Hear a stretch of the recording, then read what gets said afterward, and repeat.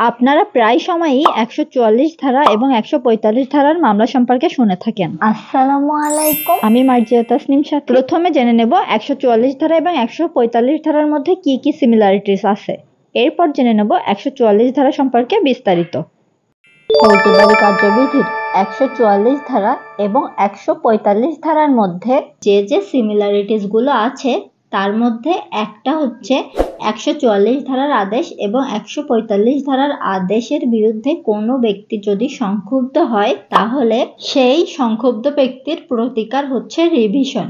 আর একটা সিমিলারিটিস হচ্ছে কোনো ব্যক্তি যদি ১৪৪ ধারার আদেশ ভঙ্গ করে তাহলে ওই ব্যক্তি দণ্ডিত হবে দণ্ডবিধির ১৮৮ ধারায়।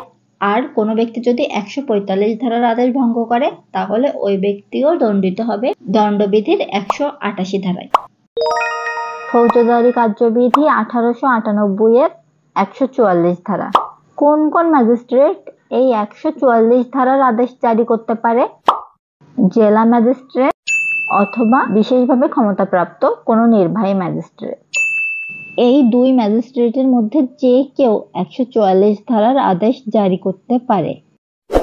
যদি এক লাইনে কেউ জানতে চান যে ১৪৪ ধারার আদেশ কেন জারি করা হয় তাহলে এইটুকু বলতে পারি যে শান্তি শৃঙ্খলা নিশ্চিত করার জন্য আসন্ন বিপদের ক্ষেত্রে ১৪৪ ধারার আদেশ জারি করা হয়।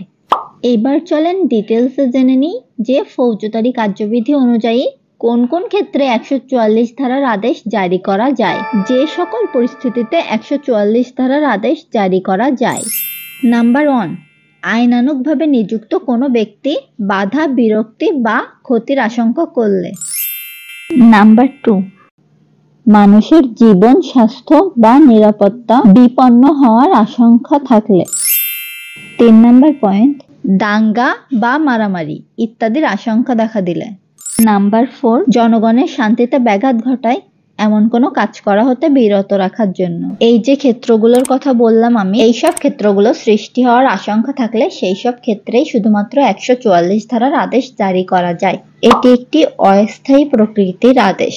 যদি কোনো জরুরি পরিস্থিতির হঠাৎ উদ্ভব হয় এবং পরিস্থিতিটা এমন যে ইমিডিয়েটলি কোনো ব্যবস্থা না নিলে একটা মারাত্মক ক্ষতির কারণ হবে, তাহলে সেই ক্ষেত্রে শুধুমাত্র ১৪৪ ধারার আদেশ জারি করা যায়। ১৪৪ ধারা জারি করা হলে তা সর্বোচ্চ ২ মাস পর্যন্ত বলবৎ থাকবে। ২ মাস অতিবাহিত হওয়ার পর ১৪৪ ধারার আদেশ বাতিল হয়ে যাবে।